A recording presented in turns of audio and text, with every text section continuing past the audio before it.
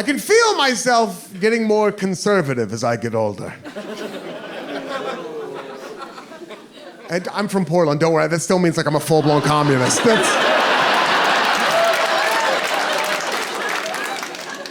I don't know if I'm really getting more conservative or if young progressive people are getting progressive so fast that I can't keep up anymore. And I'll tell you what I mean. I got yelled at recently for saying the word homeless. I was at a dinner party and I said the word homeless, and this woman at the dinner party, she corrected me. She let me know that the preferred term now is unhoused. And the idea behind that is the word homeless puts the responsibility on the person who does not have a shelter.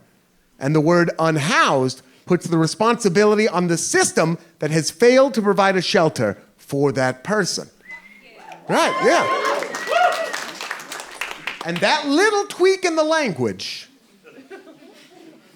is meant to fix it.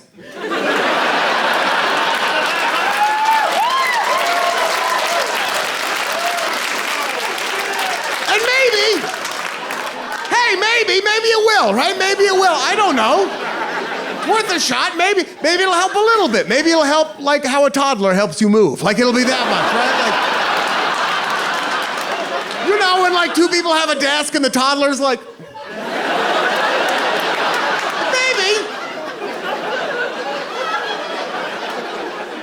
Or maybe sometimes problems seem so big and so unsolvable, and we feel so small and powerless in front of them that we will latch on to whatever tiny thing that we think we can control, and we'll hold on to that, right? Sometimes people are just like, oh man, this homeless issue, it's so bad. I feel so terrible for these people. I don't know how to help. I'm just one person. What do I do? I know what I'll do. I'll take this word that I just learned and I'll find someone who hasn't learned it yet.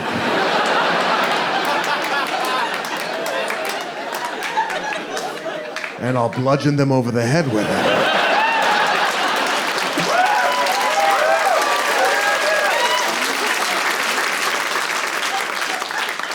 And the reason why I said that word in the first place was because earlier that week, I had been having brunch out on a patio. And while I was having brunch, an unhoused man...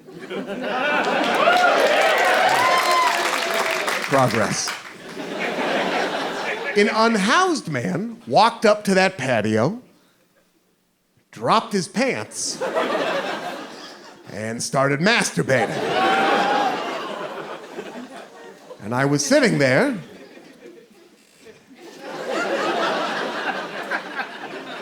face to face isn't the perfect word. Head to head, eye to eye.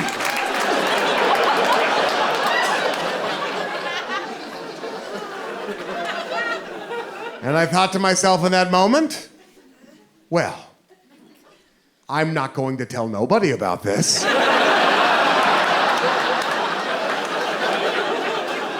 And so I was at this dinner party later that week, right? And the conversation reached a natural lull. And I saw my opening. So I cleared my throat and I said, I have something I'd like to discuss. And I told that story. And this woman, she corrected me, right? In front of everybody else, she corrected me. She said, I believe the word you're looking for is unhoused, okay? And also, I'm sorry, did this man's mental health crisis ruin your brunch?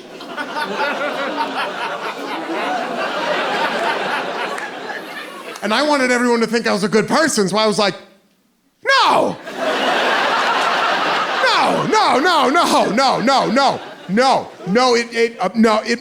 It made my brunch better. It made it better.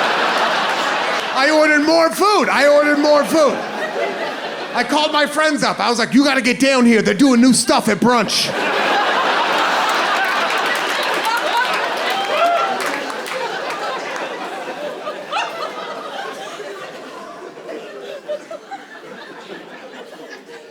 But to be honest, yeah. Yeah, ruined my brunch. And it wasn't because he was unhoused or homeless or whatever word you want to use. That had nothing to do with it. It could have been anyone. It could have been Guy Fieri jacking off at my brunch. Like, I love this place. I come here every time I'm in town. It still would have ruined it.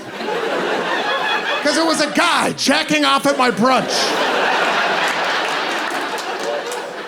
And it ruined it for a couple of reasons, okay?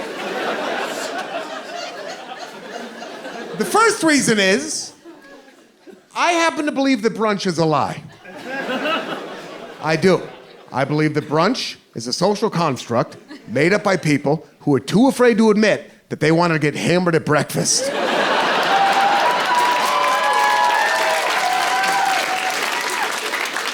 Some of us were doing that already. We didn't need a little portmanteau to justify our mid-morning alcoholism. And that's fine.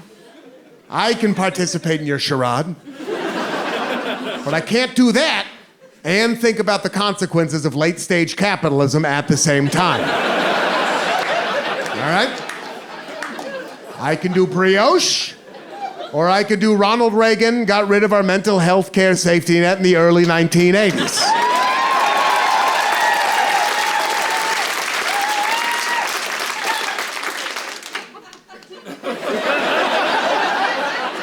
This is where I have the trouble.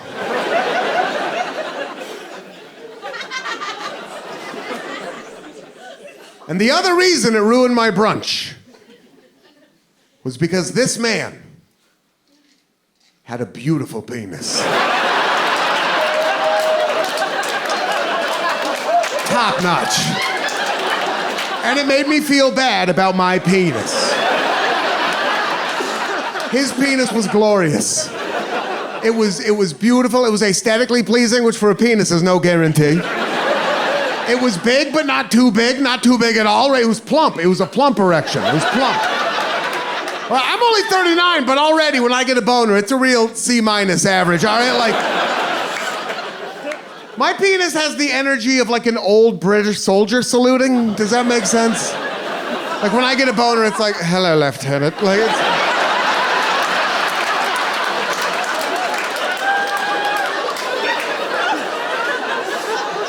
Like his penis was like a Marine on his third day. You know what I mean? It was like, yes, sir! Like it was ready for action.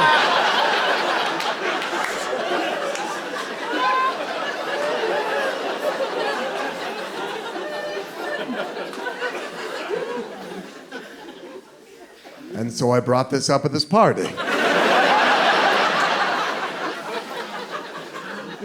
And this woman, she corrected me. She got to have a little endorphin hit, right?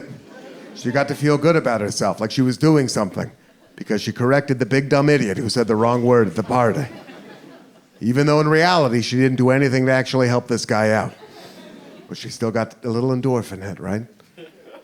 And I got my own little endorphin hit later on that evening, when I took each of the dinner party guests aside one by one.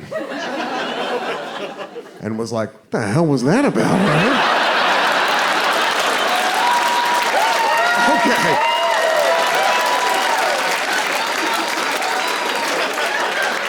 Calm down, Bernie Sanders. Jeez, right? But I'm an even bigger hypocrite than she is, right? Because I didn't do anything to help the guy either. Neither one of us did anything to help the guy, but at least I was there. I didn't even give him the rest of my French toast, which I did not finish. And what's terrible about that is there are people out there who have enough money and power and influence where they can actually help change these systems, but they remove themselves from it. They make it so they never have to see it. They never have to deal with the consequences of their actions, right? They're not at my brunch. They're not at my dinner parties. They're having their own dinner parties right on another side of town, behind gates and fences and security guards.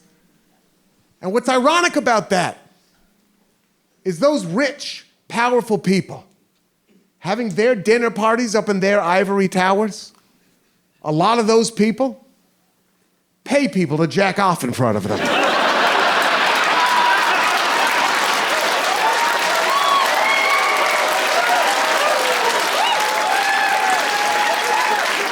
So we've got a problem, and we've got a solution. And if we could just figure out some way to get these guys to see eye to eye.